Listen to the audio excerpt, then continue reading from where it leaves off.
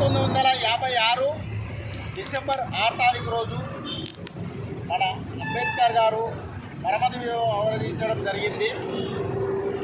కానీ చరిత్రలో ఈరోజు భారతదేశం అంటేనే అంబేద్కర్. ఎక్కడ భారతదేశం గురించి మాట్లాడాలన్నా అంబేద్కర్ గురించి మాట్లాడకుండా మాట్లాడే పరిస్థితే లేదు. ఎందుకొరకంటే ఆ రోజు ఆయన చేసిన కష్టము, కృషి ఇవన్నీ కూడా మనందరి లోపల చైతన్యాన్ని కలిగించాలనే ఆ రోజు 1931 ఇంగ్లాండ్కు రౌండ్ టేబుల్ సమావేశానికి మహాత్మా గాంధీ గారు మరియు జిన్నా గారు, అంబేద్కర్ గారు ముగ్గురు వెళ్ళారు. అక్కడ బ్రిటిష్ వారు మహాత్మా గాంధీని అడిగినారు, నీవు ఎవరి తరపున వచ్చినవని. నేను భారతదేశ ప్రజల తరపున వచ్చిన అని చెప్పిండు. అదేవిధంగా జిన్నా గారిని అడిగిండు, మీరు ఎవరి తరపున వచ్చిందంటే మేము ముస్లింల తరపున, భారతదేశంలో ఉన్న ముస్లింల తరపున వచ్చినామని చెప్పిండు. అప్పుడు అంబేద్కర్ని అడిగిండు. అంబేద్కర్ గారు భారతదేశంలో ఉన్న అస్పృశ్యతకు లోనయ్యి అణగదొక్కబడిన బడుగు బలహీన వర్గాల తరపు నుంచి నేను వచ్చిన అని చెప్పిండు. ఆ విధంగా మాట్లాడిన తర్వాత ఆ రోజు కార్యక్రమం మొత్తం ముగిసిపోయింది, నైట్ అయ్యింది.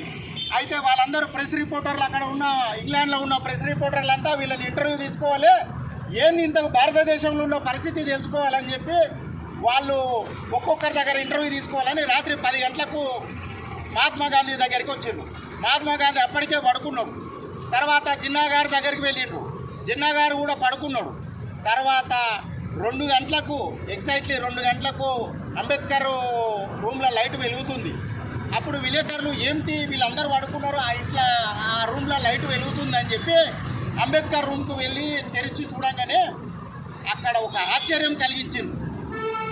ఏమిటి అంబేద్కర్ గారు అందరూ పడుకున్నారు, మీరు ఇంకా మేల్కతోటి ఉన్నారంటే, నా జాతి చైతన్యం లేదు, నా జాతి లోపల ఐక్యత లేదు, నా జాతి రాజకీయ పరంగా లేదు కనుక నా జాతి ప్రజలు మేల్కోవాలి.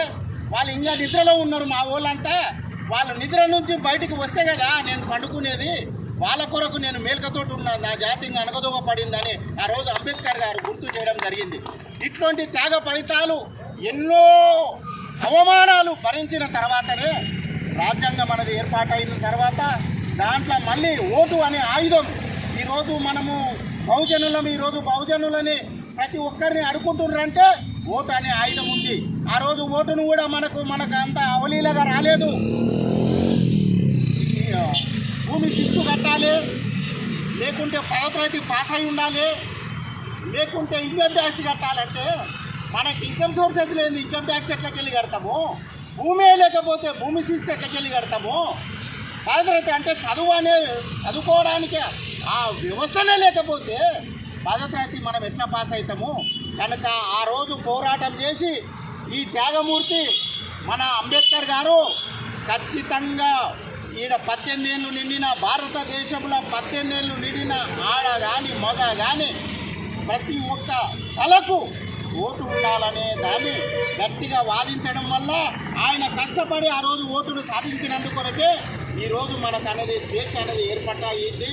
ఈరోజు ఏ లీడర్ అయినా, ఎవరైనా మన ఇంటి ముందర గుడిసె ఉందంటే, గుడిసె ముందుకు వస్తుందంటే ఆయన పెట్టిన భిక్షలని కూడా మీకు అందరికీ గుర్తు చేస్తున్నాను. జై భీమ్, జై అంబేద్కర్, జోహార్.